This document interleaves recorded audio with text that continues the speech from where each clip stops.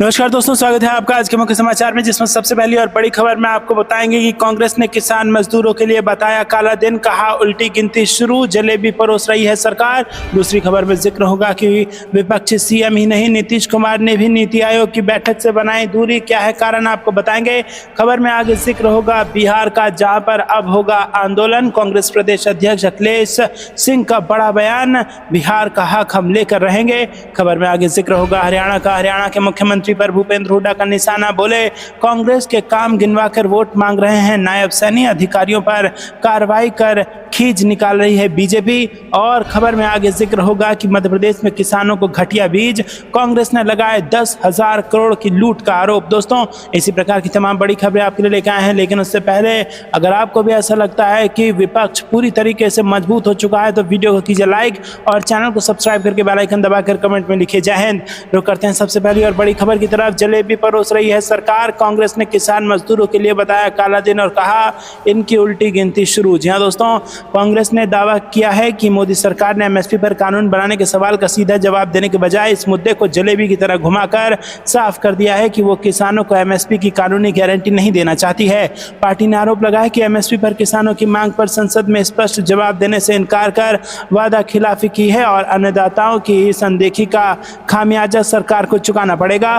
कांग्रेस के संचार महासचिव जयराम रमेश ने कहा कि मंत्री ने करीब आधे घंटे तक इधर उधर की बातें कर केवल जलेबी परोस कर ही काम चलाया। सदन में इस मुद्दे पर अपनी बात नहीं कह पाने के मद्देनजर कांग्रेस की ओर से प्रेस कॉन्फ्रेंस करते हुए पार्टी महासचिव रणदीप सुरजेवाला ने कहा कि देश आज के 72 करोड़ किसान खेत मजदूरों के लिए काला दिन रहा है, क्योंकि कृषि मंत्री ने सरकार किसानों और खेत मजदूरों को एमएसपी की गारंटी देने वाला कानून कभी नहीं बनाएगी। दोस्तों, आपको बता दें कि उन्होंने आरोप लगाया कि इसके साथ ही किसानों के साथ सरकार की दूसरी साजिश का भी आज पर्दाफाश हो गया है। आप चौहान ने एमएसपी के लिए C2+50% लाभ देने के फार्मूले को लागू करने से इनकार कर दिया। एमएसपी के इस फार्मूले में खेती की इनपुट लागत, पारिवारिक श्रम और किसान की जमीन का किराया शामिल है। केंद्र पर भी वादा खिलाफी का आरोप लगाया है कांग्रेस प्रवक्ता ने दावा किया कि पीएम मोदी ने खुद किसानों से लागत मूल्य से ऊपर 50% फसलों की कीमतें देने का वादा किया था, मगर अब सरकार इससे पीछे हट रही है। उन्होंने कहा कि आश्चर्य है कि खुद कृषि मंत्री मानते हैं कि जुलाई 2022 में आंदोलनकारी किसानों की मांग पर गठित समिति की 35 से 40% बैठकें करके वो केवल राजनीति कर रहे हैं और 2 वर्षों में समिति ने कुछ नहीं किया है। वहीं सुरजेवाला ने कहा कि सरकार का ये रुख किसानों के पीठ में छुरा घोंपने जैसा है। किसान खेत मजदूर इस काले दिन को याद रखेंगे और भाजपा सरकार शायद ये भूल गई है कि जिस हुक्मरान ने भी किसानों से लोहा लिया है वो नेस्तनाबूद हो गए हैं और कृषि मंत्री की इस घोषणा ने सरकार की विदाई की उल्टी गिनती शुरू कर दी है।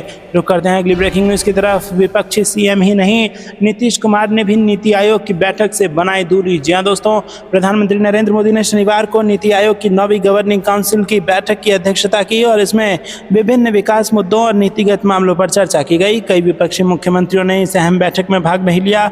हालांकि केंद्र की सत्ताधारी एनडीए सरकार के सहयोगी व बिहार के मुख्यमंत्री नीतीश कुमार ने भी शनिवार को नई दिल्ली में नीति आयोग की बैठक में हिस्सा नहीं लिया।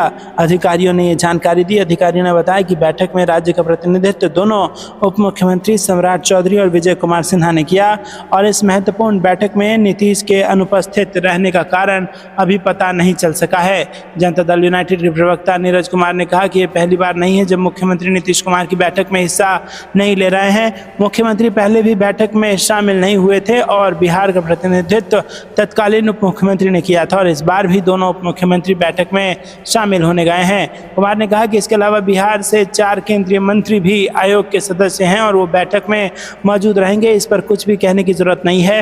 नीति आयोग की शीर्ष संस्था शासी परिषद में सभी राज्यों के मुख्यमंत्री, केंद्र शासित प्रदेशों के उपराज्यपाल और कई केंद्रीय मंत्री शामिल हैं। प्रधानमंत्री नीति आयोग के चेयरमैन हैं। रुक करते हैं अगली ब्रेकिंग न्यूज़ की तरफ। बिहार का हक हम लेकर रहेंगे, कांग्रेस प्रदेश अध्यक्ष अखिलेश सिंह का बड़ा बयान, कहा अब करेंगे आंदोलन। जी हां दोस्तों, केंद्र की नरेंद्र मोदी सरकार ने अपने तीसरे कार्यकाल का पहला बजट पेश कर दिया है और वित्त मंत्री निर्मला सीतारमण ने रिकॉर्ड 7वीं बार बजट पेश किया है।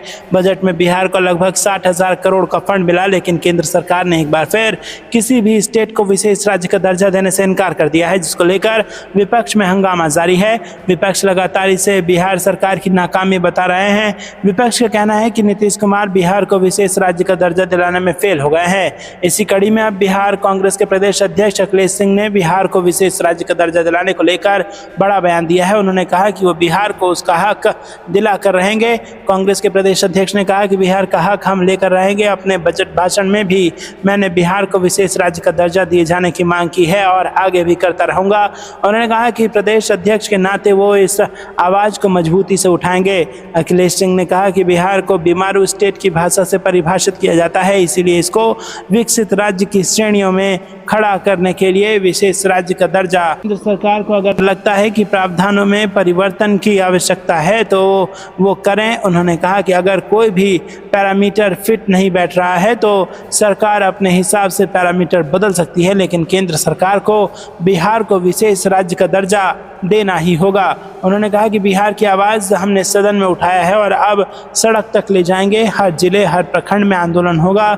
ये तब तक होगा जब तक बिहार को विशेष दर्जा नहीं मिल जाता। बता दें कि बजट में जो फंड मिला है उसे बिहार सरकार विशेष पैकेज बताकर विशेष राज्य के दर्जे की मांग नहीं उठा रहे हैं और वहीं विपक्षी बजट में मिले फंड को झुनझुना बताते हुए विशेष राज्य के दर्जे की मांग कर रहे हैं।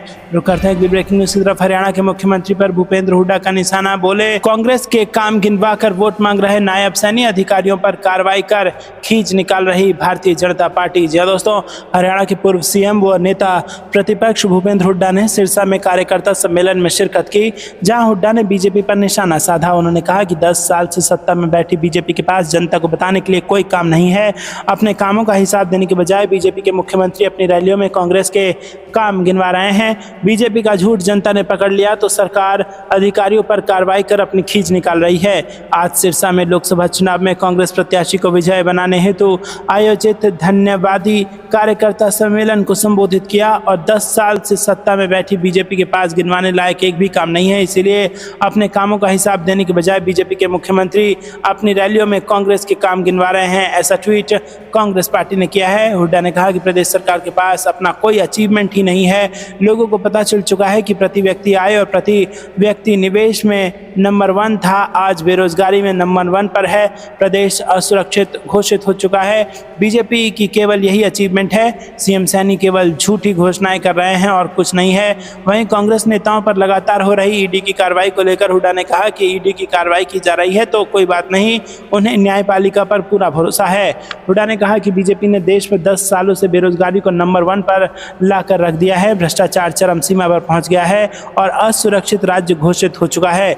रुक करते हैं अगली ब्रेकिंग न्यूज़ की तरफ। मध्य प्रदेश में किसानों को घटिया बीज, कांग्रेस ने लगाए 10,000 करोड़ की लूट का आरोप। जी हां दोस्तों, मध्य प्रदेश कांग्रेस अध्यक्ष जीतू पटवारी ने सरकार पर किसानों से लूट का आरोप लगाते हुए कहा कि किसानों को उन्नत बीज के नाम पर घटिया फसल को 3 गुना दाम पर बेचकर हजारों करोड़ रुपए का भ्रष्टाचार बीज उत्पादक कंपनियों की ओर से किया जा रहा है। उन्होंने बीज प्रमाणीकरण संस्था पर भी गंभीर आरोप लगाते हुए कहा कि इस खेल में हर साल 10,000 करोड़ रुपए का भ्रष्टाचार सरकार द्वारा किया जा रहा है। जीतू पटवारी ने संवाददाताओं से बातचीत में कहा कि सरकार कागजी आंकड़ों के भरोसे झूठे बयान दे रही है। 15 से 20 साल से बीज प्रमाणीकरण संस्था में जमे अधिकारी बेलगाम हो गए हैं। किसानों का बोगस पंजीकरण दिखाकर उन्नत किस्म के बीज का उत्पादन बताया जा रहा है। पिछले 15 वर्षों से बीज प्रमाणीकरण संस्था बीज उत्पादक कंपनियों से साठगांठ कर कागजों में उन्नत दिखा सामान्य बीज टैग लगाकर बेच रही है। जीतू पटवारी ने कहा कि किसानों का फसल उत्पादन लगातार घट रहा है और ये प्रति हेक्टेयर में उत्पादकता की निरंतर कमी होती जा रही है। बीज कंपनियों ने प्याज, आलू, चना, मटर से गेहूं का उत्पादन बताकर हर साल 10,000 करोड़ का भ्रष्टाचार कर रही है और उन्नत बीज के नाम पर गरीब किसानों से हर साल 10,000 करोड़ की लूट के कारण किसान बेहाल होकर आत्महत्या कर रहे हैं। जीतू पटवारी ने कहा कि उन्नत बीज के नाम पर बोगस फसल को बेचने का खेल ने किसानों को बर्बाद कर दिया है। ये राजनीतिक नहीं, किसानों का विषय है और इस मुद्दे को राजनीति से ऊपर उठकर जन आंदोलन के रूप में प्रत्येक जिले में उठाया जाएगा ताकि किसानों को उन्नत किस्म का बीज मिल सके और उनकी आय बढ़े और उनका जीवन स्तर भी सुधरे। वहीं प्रदेश कांग्रेस मीडिया विभाग के अध्यक्ष मुकेश नायक ने कहा कि उन्नत बीज के नाम पर किसानों के साथ हो रही ठगी और सरकार द्वारा की जा रही कालाबाजारी को कांग्रेस विपक्ष की भूमिका में रहकर मूक दर्शक बनकर नहीं देख सकती। कांग्रेस किसानों से कथित अन्याय और ठगी के मुद्दे को सदन तक उठाएगी। और पूर्व विधायक पारस सकलेचा ने भी आरोप लगाया कि बोगस बीज को प्रमाणीकरण कर किसानों के साथ धोखा किया जा रहा है। तो दोस्तों, आपको क्या कुछ लगता है कमेंट में जरूर बताइए। वीडियो को लाइक नहीं किया तो लाइक जरूर कीजिएगा।